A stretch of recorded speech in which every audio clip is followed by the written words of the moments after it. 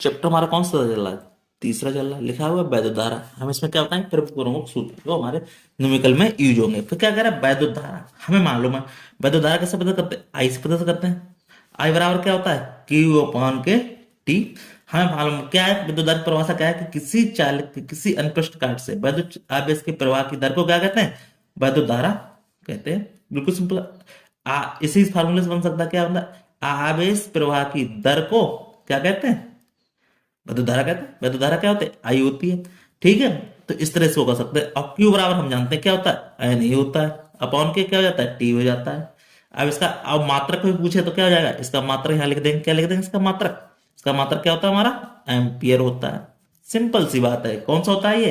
Ampere होता है। ये किसमें होता है? ऐसा ही मात्रक में होता है। अब ये राशि कैसी होती है? ये अदिश राशि है। ये कैसी हमारी राशि है? अदिश राशि है। इस तरह इसको हम बता सकते हैं। बहुत ही सिंपल क्वेश्चन था। प्रवाह के आवेश प्रवाह की दर को क्या कहते हैं? वैद्युत धारा कहते हैं। फार्मूले से बन गया, कोई जरूरत नहीं ज्यादा पढ़ने की इसमें। फिर कह रहा है कि धारा घनत्व तथा अनुगमन वेग में संबंध क्या होगा? धारा घनत्व तथा अनुगमन वेग में संबंध क्या होगा? ठीक है, तो धारा घनत्व हम किससे पता करते हैं? जे से करते हैं। ठीक है, यहाँ लिख दे रहे हैं। यहाँ इसको क्या कहते हैं? यहाँ लिख दे रहे हैं इसको। पहले क्या है? धारा किससे पता कर रहे हैं हम यहाँ पे? आई से। क्यू और हमारा आवेश क्या है? हमारा क्यू है। और समय हमारा क्या है? टी है। ठीक है, इस तरह इसको पता कर दिया। अब इसमें देख लेते हैं। कह रहा है कि धारा घनत्व किससे अनुगमन संबंध बता रहा है? तो धारा घनत्व क्या हो गया हमारा? जे हो गया। धारा घनत्व जे, जे बराबर क्या हो जाएगा? आई अपॉन के ए। अब हमें मालूम आई हमारा क्या निकल के आता है? जब अनुगमन में हम लगाएंगे तो क्या हो जाएगा? N E B, N E A B D, या ए इधर लिख दो, कोई दिक्कत। एरिया से मतलब है अपॉन के ए है ही। अब जब हम क्या करेंगे? ए से ए काट देंगे तो हमारा क्या बच जाएगा? N E B D. तो यही संबंध हमारा निकल के आ जाए। कोई पूछे कि धारा घनत्व अनुगमन संबंध क्या है? अब धारा घनत्व को प्रदर्शित कैसे करते हैं? ऐसे अनुगमन किससे करते हैं? बी से। सीधी सिंपल सी बात है, इसको बताना है। ठीक है, अब गतिशीलता, गतिशीलता क्या होती है? इसे म्यू से प्रदर्शित करते हैं। तो देखो क्या कह रहे हैं? गतिशीलता में क्या होगा? परिभाषा ये हो जाएगी, किसी आवेश के प्रवाह के अनुगमन वेग तथा आरोपित वैद्युत क्षेत्र के अनुपात को उस आवेश वाहक की गतिशीलता कहते हैं। इसे कैसे पता करते हैं? म्यू से कर देते हैं। तो म्यू बराबर क्या हो जाएगा? बी डी अपॉन के ई। अब परिभाषा देखो इसी से बन रही है हमारी। क्या हो रहा है? किसी आवेश वाहक के अनुगमन वेग, अनुगमन क्या हो गया? बी डी हो गया। तथा आरोपित वैद्युत क्षेत्र क्या हो गया हमारा? ई हो गया। के अनुपात को, अनुपात हो गया ये।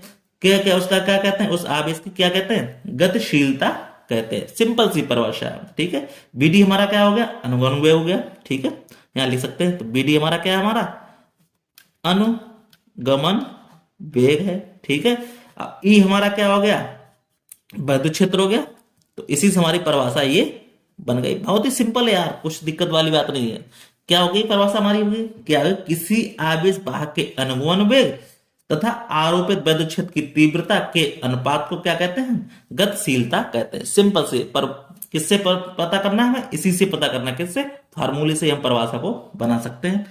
अब इसका कोई मात्रक पूछे तो मात्रक इसका क्या हो जाएगा? देखो मात्रक हमारा क्या हो जाएगा? ये हो जाएगा मीटर स्क्वायर प्रति सेकंड वोल्ट। ठीक है, हम बता सकते हैं इसको। ठीक है, कोई दिक्कत वाली बात नहीं है। मात्रक क्या लिख देंगे? हमें लिख देंगे मीटर स्क्वायर प्रति सेकंड वोल्ट। ठीक है, अब हमें याद रखना है कि गतिशीलता क्या करना है? अगर इसका ताप बढ़ा दें तो मुक्त इलेक्ट्रॉनों की संख्या क्या हो जाएगी? हमारी घट जाएगी। ये याद रखना है इसका। ठीक है, चलिए नेक्स्ट क्वेश्चन देख लेते हैं। नेक्स्ट क्वेश्चन क्या कह रहा है हमसे? कह रहा है कि गतिशीलता तथा धारा घनत्व में संबंध बताइए। हम अभी जान चुके हैं क्या है गतिशीलता। क्या होती है? म्यू बराबर होता है बी डी अपॉन के ई। अब हमसे कह रहा है कि धारा घनत्व, अभी मैंने पढ़ा था धारा घनत्व। क्या पढ़ा था हमने? धारा घनत्व क्या था? जे बराबर था आई अपॉन के। ठीक है, तो हमसे क्या निकल के आ गया था इसमें? देखो, और हमारे पास क्या पूछ रहा है? ये धारा घनत्व में संबंध पूछ रहा है। तो धारा घनत्व क्या लगा देंगे? देखो बी डी बराबर आई अपॉन के एन ए ई। ठीक है, अब हम जानते हैं तो म्यू बराबर क्या हो जाएगा? मान रख देंगे इसका बी डी का। तो क्या हो जाएगा? आई अपॉन के एन ए ई ई। ठीक है, अब देखो जे बराबर जानते हैं, जे धारा घनत्व होता है। तो आई बराबर का ए, तो हमारा क्या निकल आएगा? तो पूरा संबंध क्या बन जाएगा हमारा? तो संबंध हमारा निकल के आएगा म्यू बराबर हो जाएगा जे अपॉन के ई एन ई। ठीक, ये हमारा संबंध आ जाएगा। इसकी वैल्यू जहां रखनी है रख दो। ऐसे ही काट देंगे तो हमारे पास क्या बच जाएगा, ई ए, ई यानी ए से ए कट जाएगा, आई का अब यहाँ पे क्या जे बराबर, तो जे बराबर आई से आई कट जाएगा, क्या बच जाएगा, जे बच जाएगा, जे बच जाएगा। अब यहाँ से क्या बच जाएगा हमारा, यहाँ पे बच जाएगा एन बच जाएगा, ई बच जाएगा, और ए से ए कट जाएगा, और ई बच जाएगा, क्या हो जाएगा एन ई ई। ठीक है, ये हमारा बच जाएगा। तो इस तरह से इसका संबंध निकाल सकते हैं। चलिए दूसरा क्या देख रहे हैं हम, कह रहे हैं कि अनुगमन वेग तथा धारा घनत्व में संबंध। तो ये संबंध पूछ लिया जाते हैं, तो एक एक नंबर में इसको सवाल भी हम बता सकते हैं। तो बी डी बराबर क्या हो जाएगा, आई अपॉन के ए एन ई, और इसको निकालें तो क्या निकल जाएगा, जे अपॉन के एन ई। याद कर लेना डायरेक्ट, कोई पूछे कि आप लोगों में एक धारा धारा घनत्व में संबंध, सीधा बता देना, वीडियो वाला क्या है जे एन ई। ठीक है, कोई दिक्कत वाली बात। अब कह रहा है कि अनुगमन में तथा विभवांतर में संबंध हमें मालूम है, तो बी डी बराबर क्या हो जाएगा, वी ई टाउ अपा एम एल। तो क्या हो जाएगा, ये हमारा क्या हो जाएगा, यहाँ पे हो जाएगा ई ई टाउ अपॉन के एम। ठीक, इसको यहाँ वैल्यू रख देंगे, इसको काट देंगे तो यहाँ पे ये बच जाएगा। ठीक है, कोई दिक्कत वाली बात नहीं है। चलिए नेक्स्ट देख लेते हैं। नेक्स्ट हमसे क्या कह रहा है, कह रहा है कि धातु प्रतिरोध के बढ़ने पर सूत्र लिखाइए हमारा। अब देखो धातु का प्रतिरोध बढ़ रहा है, कैसे बढ़ रहा है जरा देखो, यहाँ पे क्या बढ़ रहा है, देखो यहाँ पे फार्मूला देखो, यहाँ कह रहा है कि धातु का प्रतिरोध ताप बढ़ने पर सूत्र।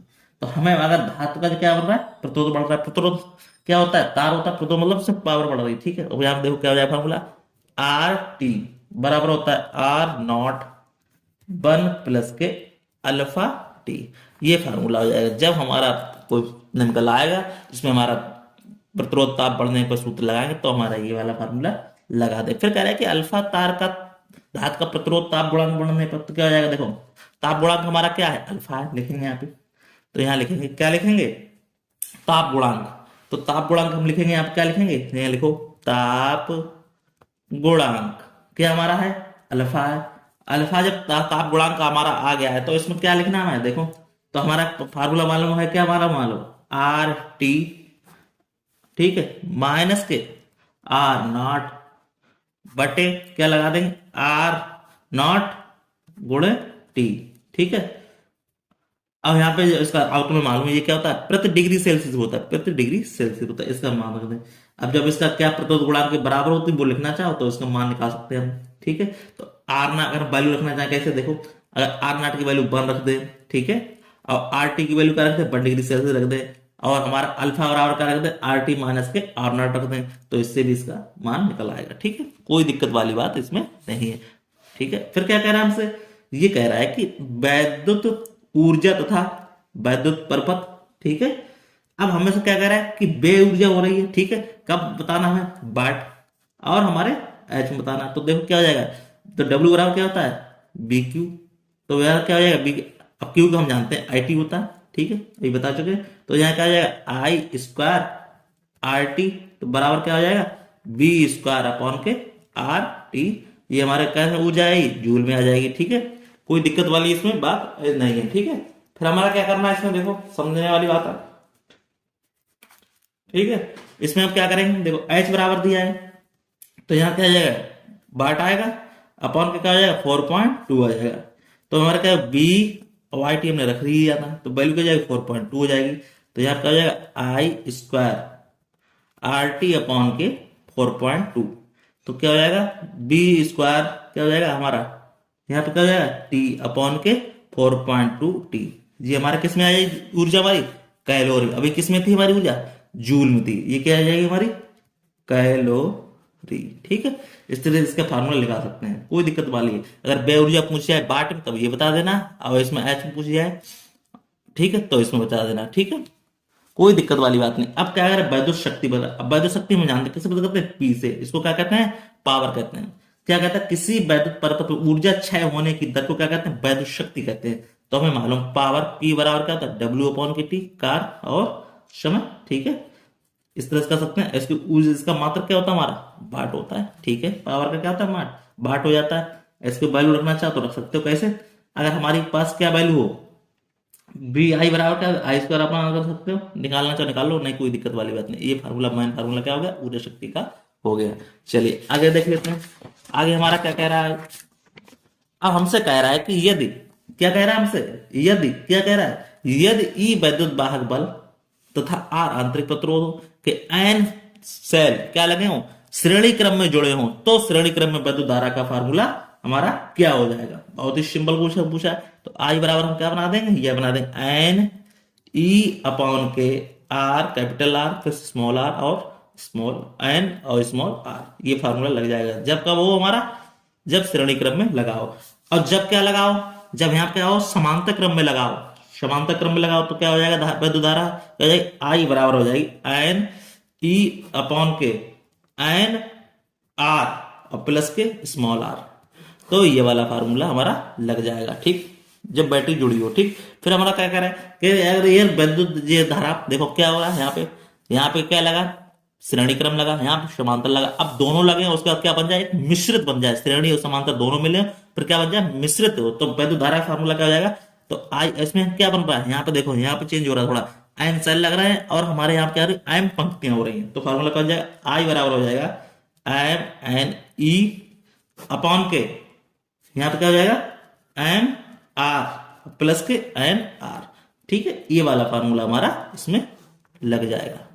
ये फार्मूला बहुत यूज होते हैं, ये फार्मूला इंपॉर्टेंट है, याद कर लेना, तो आपको ये बहुत ही सहूलियत देगा पढ़ने में। ठीक है, चलिए नेक्स्ट बात हम कर लेते हैं। क्या बात कर लेते हैं, कह रहा है कि बीट स्टोन आ गया। अब बीट स्टोन से उसकी भुजाओं का संबंध बताइए। तो बहुत सिंपल सा संबंध मालूम है, हमें मालूम क्या आता है, जब चित्र बनाते क्या आता है, पी अपॉन के क्यू बराबर आर अपॉन के एस होता है। ठीक है, तो एस होता है, ये क्या हो जाएगा हमारा, भुजाओं में संबंध हो गया। इसी की भुजा बीट स्टोन बना देंगे, चित्र का आ जाता है और 5 नंबर में क्वेश्चन भी इसको पूछ लिया जाता है। ठीक है, अब हमसे कह रहा है कि अगर मीटर सेतु में संबंध प्रतिरोध बाक्स आर से जुड़े हों, आर प्रतिरोध लगाने पर अज्ञात प्रतिरोध एस के लिए धारा मापी में शून्य विलय स्थिति एल की दूरी पर हो, तब अज्ञात प्रतिरोध क्या बनेगा, तो एस बराबर बनेगा, ये भी फार्मूला बहुत यूज होता है, क्या होता है 100 माइनस के एल अपॉन के एल गुणे आर, ये हमारा बन जाता फार्मूला। ये भी अच्छा फार्मूला है। ठीक है, तो इस तरह से इसको फार्मूला का भी हम यूज कर लेते हैं। ठीक है, फिर हम क्या कह रहे हैं, देखो फिर हम हमारा देखेंगे, फिर कह रहा है कि विभव मापी, विभव मापी सिद्धांत का फार्मूला क्या होता है हमारा, देखो जो विभव मापी होता है क्या होता है, एक समान परिच्छेद के तार में विभव क्या अगर नियत धारा बह रही हो और तार के किसी भाग के सिरे के बीच विभवांतर तार की लंबाई क्या हो, अनुक्रमानुपाती हो, तो क्या कह रहा है विभव की, तो देखो विभव ये हो गया। अब डायरेक्ट प्रोपोर्शनल किसके हो, लंबाई के, तार होगा तो लंबाई एल की हो। ठीक है, अब हमें मालूम इसमें क्या क्या हो जाएगा, यहाँ पे देखो, तो बी बराबर क्या हो जाएगा के एल, जहां के क्या है हमारा, जहां के क्या है, के है तार में विभव प्रवणता, तार में क्या है हमारी विभव प्रवणता। ठीक है, इस तरह से बता दिया कि हमारा पता चल गया। अब हमसे कह रहा है कि अगर 2 सेल लगे, देखो बात समझो, यहाँ पे 2 सेलों के वैद्युत वाहक बलों की तुलना करेंगे। जब हम तुलना करेंगे तो क्या हो जाएगा हमारा, देखो अगर हम तुलना करेंगे तो क्या हो जाएगा हमारा, E1 अपॉन के E2 बराबर लंबाई के L1 अपॉन के L2 बन जाएगा। अब जब सेल का लगाओ, जब वैद्युत वाहक बल के लगाओ और जब आंतरिक प्रतिरोध लगाओ, तो यहां लिख देंगे सेल का आंतरिक प्रतिरोध, और आंतरिक प्रतिरोध क्या है हमारा आर है, तो क्या हो जाएगा हमारा E अपॉन के B माइनस के 1 और आर आ गया। अब करना चाहो क्या हमारा, इसमें क्या लंबाई की लग रहा है, तो क्या हो जाएगा L1 अपॉन के L2 माइनस के 1, और ये वाला फार्मूला बन जाएगा हमारा। कोई दिक्कत वाली, दोनों फार्मूले जैसे यूज हो रहे हो तो उसको यूज कर लेंगे, और इस तरह से हमारा ये यहाँ पे क्या हो जाएगा, ये सूत्र कंप्लीट हो जाएंगे। इस चैप्टर के इतने ही सूत्र थे, तो इस तरह से हमारा ये, फिर मिलते हैं किसी नेक्स्ट में, तब तक के लिए धन्यवाद। आपको वीडियो अच्छा लगा, वीडियो को लाइक शेयर जरूर करें। कोई भी डाउट हो उसको कमेंट बॉक्स में कमेंट करके इसको पूछ सकते हैं। फिर मिलते हैं नेक्स्ट में, तब तक के लिए धन्यवाद।